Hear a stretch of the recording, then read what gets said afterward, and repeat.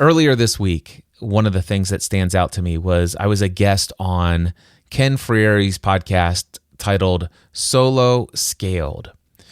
In it, he was asking me all sorts of questions about my personal journey from being an employee, working in the family agency, becoming full-time self-employed. And for those of you who have been listening for a very long time, you've heard that story numerous times. And I'll probably share it a few more times because it's a lot of fun to talk about. There are always different elements that I like to reflect on, and sometimes new insights come out of the conversation when I'm interviewed by others. And I love being interviewed on other folks' podcasts because sometimes they'll ask questions that nobody's ever asked before. Well, at the end of this interview that I did with Ken, he asked 5 fast round questions that he didn't tell me ahead of time what those questions are, which I prefer not knowing anything about what's going to be asked of me when I'm a guest on a podcast. But one of the 5 questions he asked quick fire at the end was, what legacy do you hope to leave in this world? And I'm like, well, here's what I will say. There's no legacy that I hope to leave, meaning that there's nothing I need to do moving forward beyond this point for me to experience something that I want to leave behind as a legacy. And I went on to explain that from the time I was 18 years old, and it was probably before then, I had always had a strong desire to be of support and encouragement to others. And in many ways, I have devoted my life to being of support and encouragement to others. In fact, that's how this whole business that I operate today got started, was because I followed the next logical step of the greatest opportunity, a new door that was open for me to speak into and encourage and equip and motivate and inspire the lives of a much larger audience. And then at times, I had the opportunity to step into even wider doors with larger audiences and felt the call to shift my focus and not so much to grow the number of people that I'm reaching, but to in fact reduce the number of people that I'm reaching. And instead of going wider with my message, going deeper into relationships with those that are already right there in front of me. It's ironic because the first time I was ever asked this question point blank, what legacy do you hope to leave, Cliff? It was from my mentor and friend, Michael Hyatt. We were sitting there in Franklin, Tennessee, having lunch together, and he asked me that question. I said, Michael, I hear you and I hear all sorts of other high-achieving entrepreneurs talking about the things that they're building that they can leave behind, that will live on beyond them and leave a legacy. And I remember telling him that, for some reason, I just don't think that way. And I don't think that I'm playing small. But I feel like I've already left my legacy. My legacy has already been secured, and it's in the lives of those that I've already touched. Not to say that I don't have more legacy to lay down.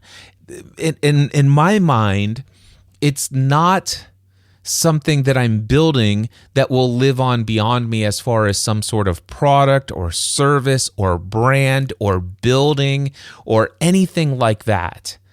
My legacy is more along the lines of energy invested in others. It's like seeds that have been planted and that I never know where, but in some cases, the harvest that will be reaped based upon the seed that was sown, that will be far greater than I could possibly imagine, and I've already witnessed this. I told Michael that at home, which, by the way, I'm here at home, sitting in my office, I have this big, giant wooden inbox. It's a physical inbox. And inside it, there is a large stack of handwritten letters. 3 of those letters are written by people who said, I chose not to commit suicide because of something you said in a podcast. I have a handwritten letter from somebody who said, because of something you shared in a podcast, my kids have a dad in their life again. And went on to tell me the entire story of how he had walked out on his marriage and is now trying to reconcile. But no matter what, at least because of something I said, he recognized that he needed to be in his kid's life. And I have another handwritten letter from a gentleman that I used to correspond with via email quite frequently. And he was in his final days of life. And he wrote to me, he says, Cliff, I don't know if you'll take this as a compliment, but I want you to know I mean it as a compliment. He says, I have Lou Gehrig's disease. It's called ALS. And I have all sorts of issues, lots of pain, and I have a very difficult time sleeping. And to this date, I've not found any solution for helping me get sleep. But your voice, there's something about your voice. I can put on your podcast and I listen to it. It's so soothing. And before I know it, I'm able to instantly fall asleep. And you put out so much content that there's always something new for me to listen to. I can't tell you how much I appreciate that. And he says, I hope you don't take this the wrong way. Anyway, I was able, my voice was able to be a comfort and of support to somebody in their final days on this earth, making each of those days far more tolerable, bearable through the excruciating pain that he was experiencing. And he made it a point one day to sit down, as challenging as he said that it was, to handwrite a personal note just weeks before he passed to let me know how much I've made an impact in his life. There are at least 100 or more thank you cards that have handwritten notes in them, and then another 100 to 150 postcards from people all over the world who heard that I had a P.O. box and decided to send a message in. So I explained to Michael, I said, I'm already living my dream. I have already done far more in this world than I could possibly imagine. When I was 18 years old, I had a desire to devote my life to being of service to others, to being of support and encouragement to others, and I've lived it. When I was in my early 20s, I was working as an associate pastor while also working in the family insurance agency as an insurance agent, and the ways that I was able to support and encourage my clients when houses had just burned to the ground, or a daughter was just killed in an accident, or a husband who just passed away. I had lots of opportunity to be a word of support, to be of encouragement, to be a voice of calm and peace and empathy in people's most dire moments. And then to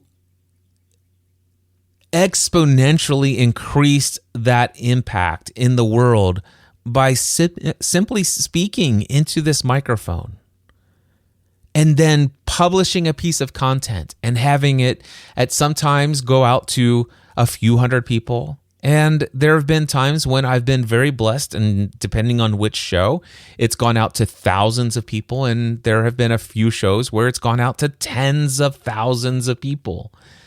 It has been such a profound world and life that I have already lived. And I have, like I said, I already see the ripple effects. I just had a conversation where I interviewed somebody. His name is Eric Ream, ERICKRHEAM. You can find him at ericream.com, spelled that way. Anyway, I just started having a conversation with him back and forth just within the last month or two. And yet I learned through conversation with Eric, he invited me as a guest to be a guest on his podcast, a whole separate interview that happened several weeks ago. It's already been published. And then I was so fascinated when I listened to the intro that he made of his podcast. Listen, I'm so excited about this episode. This is a personal one for me because indirectly, Cliff is a part of my own story. In 2012, when I was really exploring where I wanted to take my life and career, I stumbled upon Cliff's podcast called Podcast Answer Man. And it was this podcast that I really started to learn more about an individual in Cliff that went on a journey where he had a passion for something and turned that into a viable business. And that was where I was in 2012. And 2 years later, in 2014, I leaped into professional speaking and went on my own journey to where I am now as a full-time professional speaker and author. And started part of that foundational piece was this listening to Cliff's story and following his podcast and just hearing someone who turned something in to a viable business. And I was really excited about that. And so when I had the opportunity to bring Cliff onto my podcast episode, which you're going to hear today, I was excited because and a little nervous, to be honest with you. This is a guy I kind of looked up to. This is a guy I've kind of watched from afar and just admired his work. And now I want to be able to talk to him one-on-one, as you're going to hear today. And he was so gracious and so transparent. Anyway, that is how he opened up and introduced the conversation that he and I had for his podcast. By the way, Eric's podcast is called Rise Above Chaos, and that was episode 94. I'll put a link to that in the show notes. He went on to say even more at the end of our conversation. He closed out the episode. And I was so blown away by it. And I'm like, I had a great conversation with him. And this is an example of somebody who has been out there in my community, listened to me, 14 years ago. And I didn't even know the name Eric Ream back then. He was the representative of one of the downloads for each of those episodes of Podcast Answer Man back in 2012. This is why I always tell people, listen, please eliminate the word only as an adjective for the number of downloads that you have. I don't care what the number is. If it's 100, don't ever say only 100. I don't remember. I was probably around... In 2012, I was probably hitting around 12,000 to 15,000 downloads for Podcast Answer Man. But do you understand that I don't need to have 15,000 downloads per episode of a niche podcast about podcasting for me to help shift the trajectory of one Eric Ream's life? Not that I'm personally solely responsible, but there were seeds that I planted. He was training for a marathon. I ran with him every week for miles, for hours, keeping him company. I was the first podcast he ever listened to. And I was able to encourage him and inspire him simply by sharing my own journey. It wasn't the technical aspects of podcasting that he was drawn to. He was drawn to the fact that I had found my spirit. I had found my passion, and I was pursuing it aggressively, looking to do whatever it takes to live in alignment with what I felt most called to do in this world. And he was drawn to that. And then 14 years later, he comes and shares with me how much I had an influence, an impact in his life 14 years ago. And yet I didn't know until just recently. And so I invited him to be a guest on one of my podcasts. It's the What Are You Creating podcast. And his conversation with me, learning about his journey, going from the military into the corporate world as an employee through the utilities industry, how he transitioned into a sales position, and then how without having any platform, without a big audience at all, he got himself into a career of keynote speaking. And it's a fascinating story. I'll put a link to episode 31 of What Are You Creating in there. But this is an example of what I'm talking about. Eric Ream is just one person. And then if I think about all of the other people that just immediately come to mind, it's just a crazy what you and I could do simply speaking into a microphone. And what I love about this is how much these people, all of those letters and postcards and thank you notes, most of them are people that I've never personally engaged with. And yet, over the last 20 years, I have engaged with at a deep level with thousands of people in my community.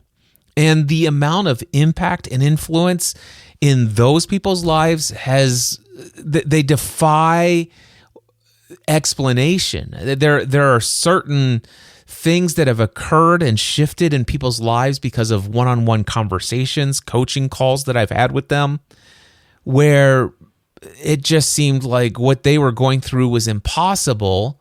Where they were stuck seemed impossible. And then just inside of my spirit and intuitively, I felt like, let me ask you this question. What about this?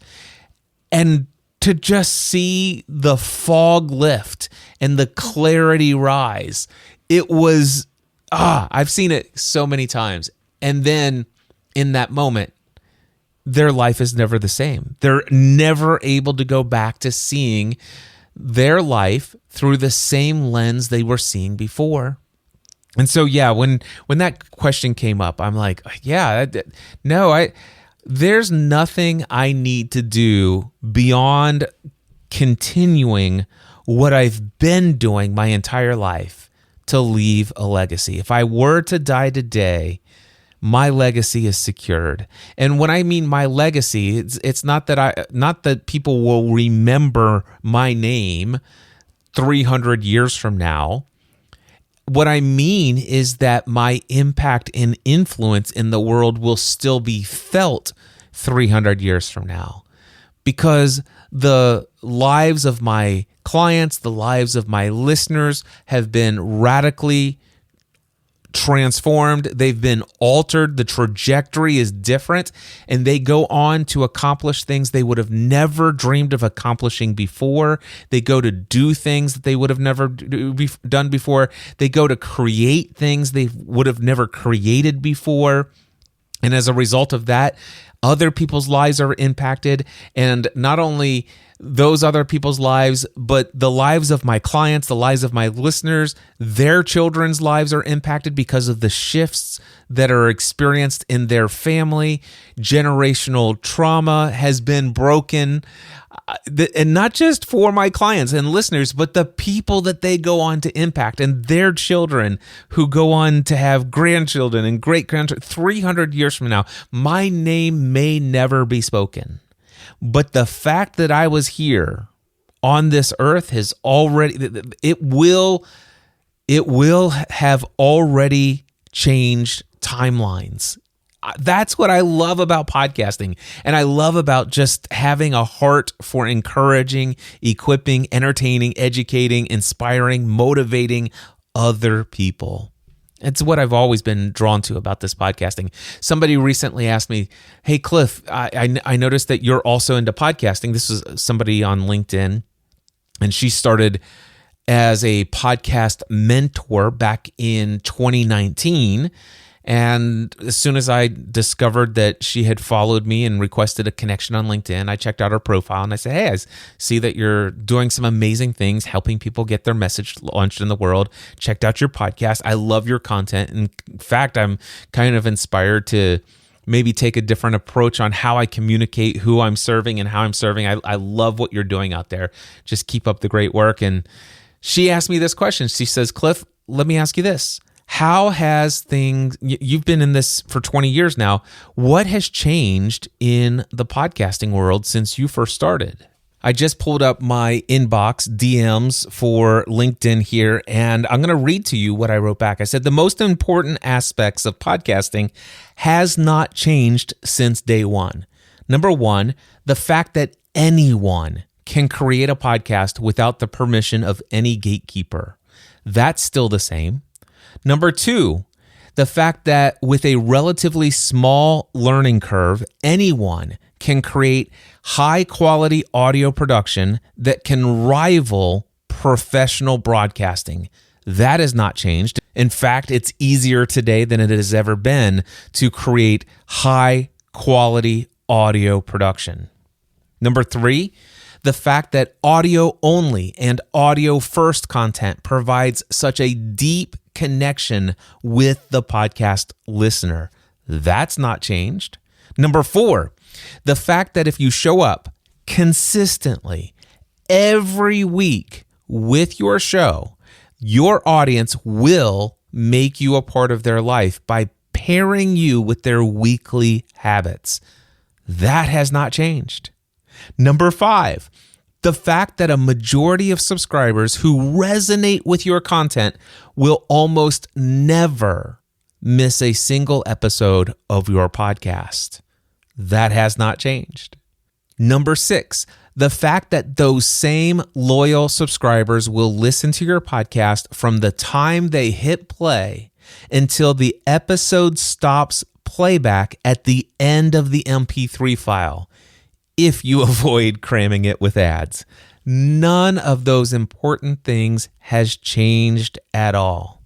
But where things have changed is that most of the technical difficulty of starting a podcast is almost non-existent today compared to what we had to go through to launch a podcast 20 years ago. Back then, as a podcaster, I had to learn how to hand code RSS tags inside of a text editor, save it as an XML file, and FTP it up to a file server and replace the previous hand-coded version of the RSS file. Most people also back then didn't even know what a podcast was. They had never heard of it. So educating people on how to subscribe was a major hurdle. I told her that I could go on, but I'm thrilled to have been alerted that she's doing the work that she's doing in her space. And so, it's just conversations like this, just connecting with people. This is what I do all day, every week now. Recently I was talking about my Pod Briefer app, and I think I talked about my newest feature that I built in, or actually, wait a second. Let me take a look, because that was February 28th when I put it in. Let's look here. Yeah, you would have known it. So episode 811 was on March 2nd. So I had already had 2 days, but I hadn't had a chance to use it extensively yet. So let me talk about what I built into Pod Briefer. So Pod Briefer is my own personal podcast app that I've been vibe coding. And one of the things that I built in was called a podcast inbox. So I now am subscribed to well over 200 shows, and that will grow. But having a podcast inbox, which is equivalent to having an email inbox, has changed everything. In fact, I hate that I have not read anything this past week. And I was on such a reading spree, but I'm stuck somewhere around 1/3 of the way through Paul Jarvis's Company of One book. I'll get to it maybe in the week ahead. We'll see. But what's happened was, until I created this podcast inbox feature, I was listening to about 3 or 4 podcast episodes a week every single week. It was the same shows, 3 of them I'd been listening to for 20 years. And the other show that I've been listening to it now for about 2.5 to 3 years. Outside of those shows, very rarely have I been listening to podcast content. However, I have now had this listening history going for over a week, and I have listened already to, let's see here, as of February 28th, 2026, I've listened to a total of 14 hours and 20 minutes, or 14 and a half hours. It's actually 14 hours, 29 minutes, and 49 seconds. So officially 14 and a half hours of podcast content in the last 8 days. 14 and a half hours of podcast content. And by the way, some of those episodes that I've listened to are at 2x speed. Now, these are people that it is crystal clear audio. I'm able to hear exactly what they're saying at 2x speed. And I know these aren't necessarily shows that I'm listening to because I'm totally enjoying and vibing with everything that's going on there's a lot of shows that I've listened to in the past 8 days that are simply shows I would have never subscribed to myself. But because they are either current clients, former clients, or potential clients in the future, or peers and mentors, I've always wanted to be I always wanted to have these folks top of mind. I always wanted to be at least aware of what they're creating and what they're putting out into the world. Not necessarily to be a loyal subscriber who never misses an episode of any other shows, but I didn't want to have them subscribe. I talked about this in the last episode. Well, now I have a way of filtering and only seeing the shows that I want, and I make sure that I prioritize those. I listen to those must-listen shows in my life.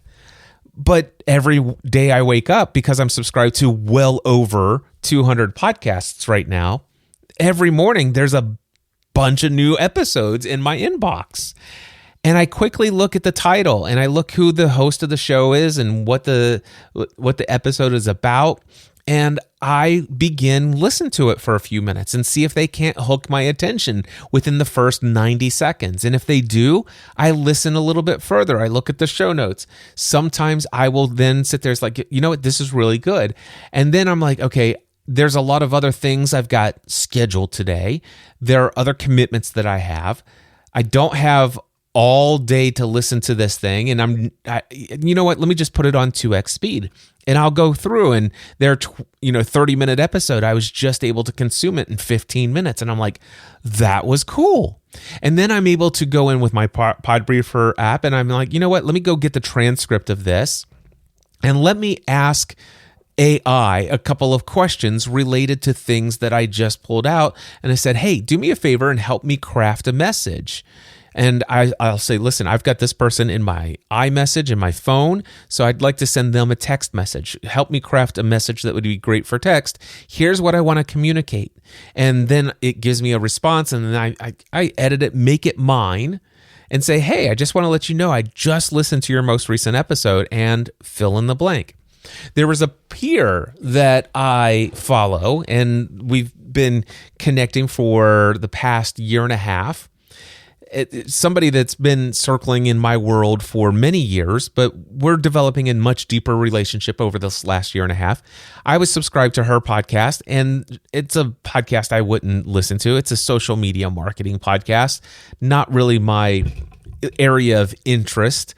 But for whatever reason, I listened to this episode about LinkedIn conversations, how to actually build effective relationships with people on LinkedIn without doing all that spammy cold DM message stuff. And it turned out to be a guest that happens to have an automation tool, but it's one of those things where you can put all of your contacts into an inbox instead of going to LinkedIn's inbox, which I just live inside of LinkedIn's inbox, but it adds a little CRM in there. And I must admit, if you are doing this at scale, You can run into an issue where somebody sends you a message, you see it, it marks it as read, and if you don't remember to mark it as unread, the next time you go back, you'll forget. So it's got a little follow-up system in it.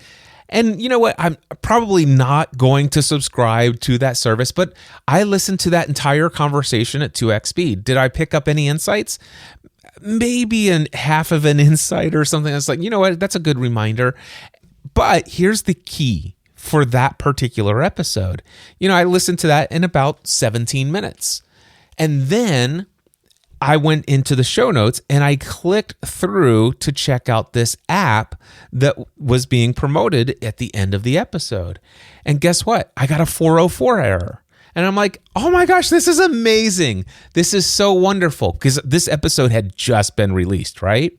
And so I basically went over to Facebook and I sent a DM to my friend that has this podcast. And I said, hey, just want to let you know, I just finished listening to your interview with fill in the blank, and I really enjoyed hearing the approach that you guys discussed on how to build meaningful relationship and dialogue that leads to clients using LinkedIn.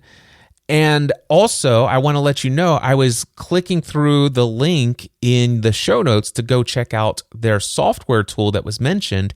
And I just want to let you know it's currently giving this 404 error. And I attached a screenshot. And it was a couple hours later, she DMs me back. She goes, oh my gosh, Cliff, thank you. Well, first of all, thank you for listening to my show. I'm so honored. Number two, thank you for alerting me to the fact that I had the URL wrong. I just went in and fixed it. And it's like, my pleasure. And so it's just that touch point. And I cannot overestimate the just how much a little connection like that goes a long way. And so there's been countless this week. It's just like I built another feature in here that has a listening history. So not only is it tracking, it tells me, what the amount of time that I'm listening. And by the way, when it tells me that I've listened 14 and a half hours, that's probably closer to I've listened to, not everything is at 2x speed, but a lot of that is at 2x speed. And so that amount of time does not include, like, you listen, it's 14 hours. Let's just say 10 of those hours are at 2x speed. So it was 10 hours of consumption, but I consumed 20 hours worth of content. That's what I'm trying to get at.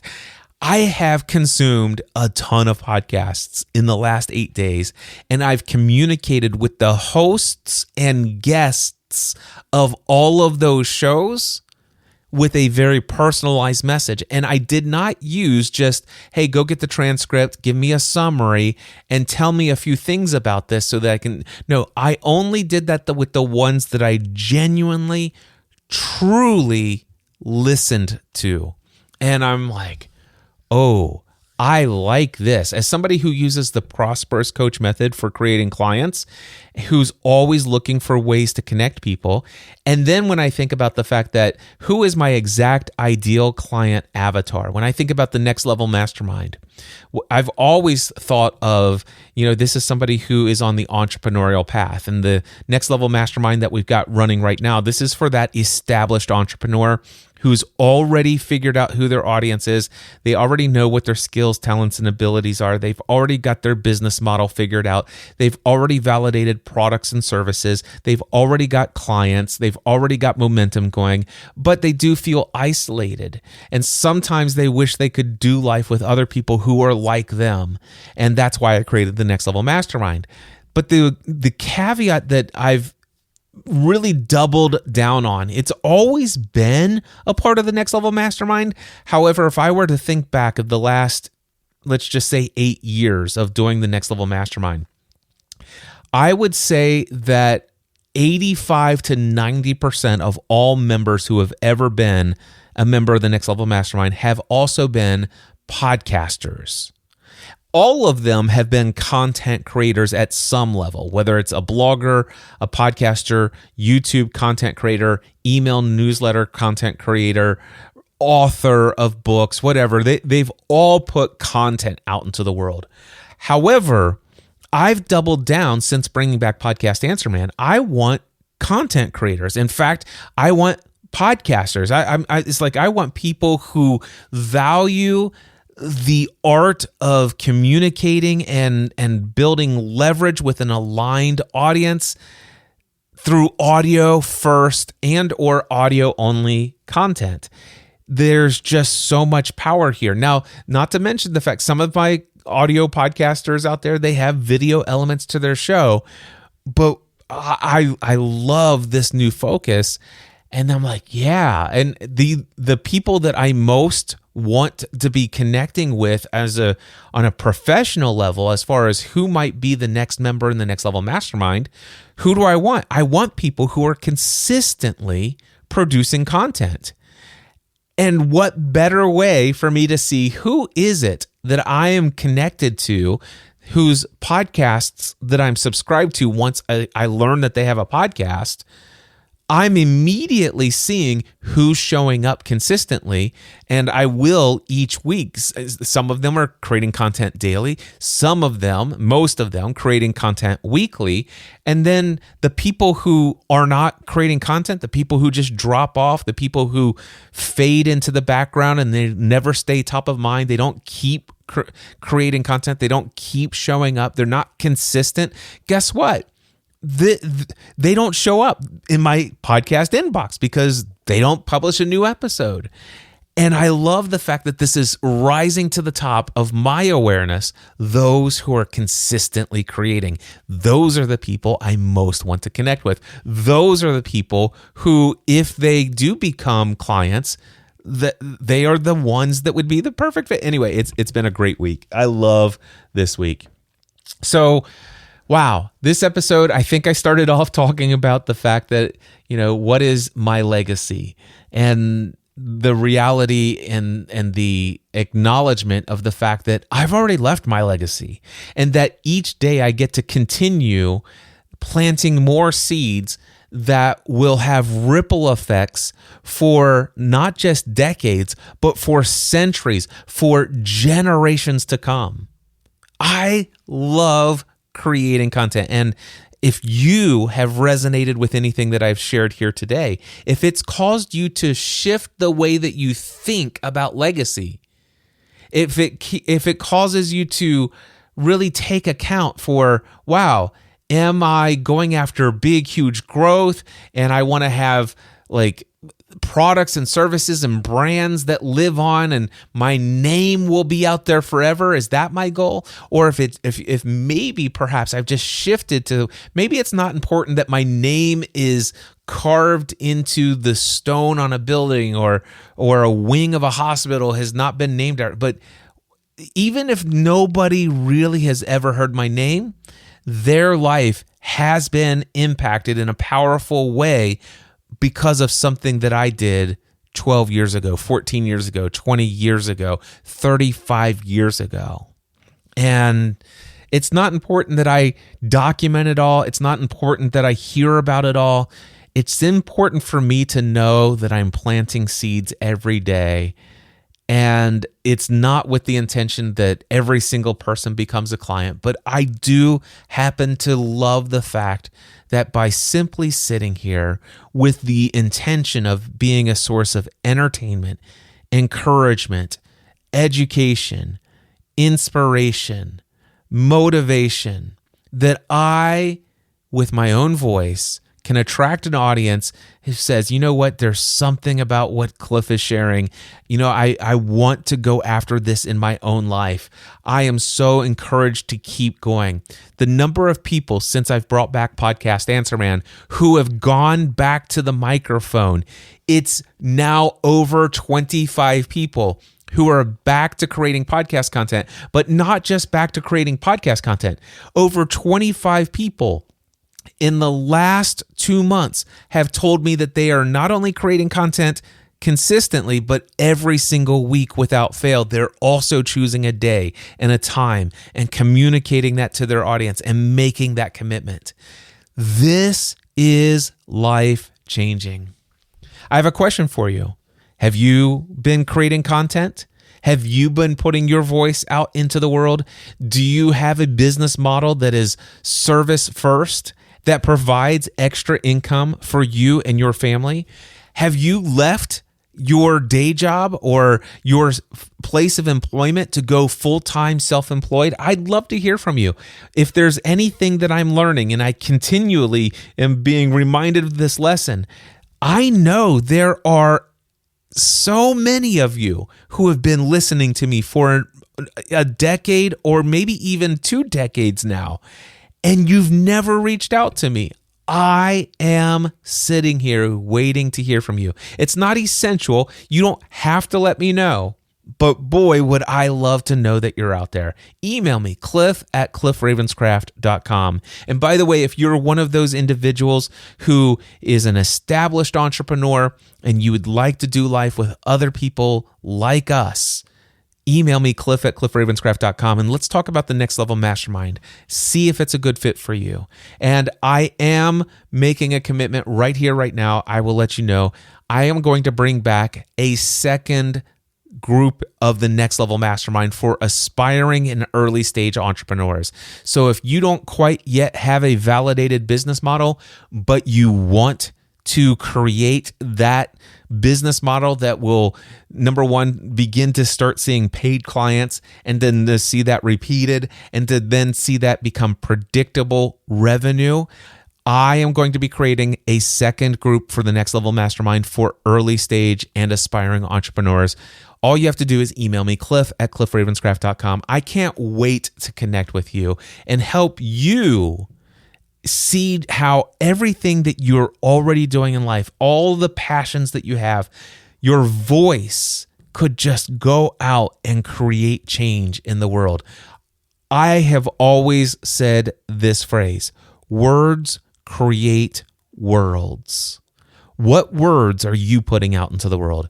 Until next time, my friend, I encourage you to take everything you do to the next level. Podcast. It's a man.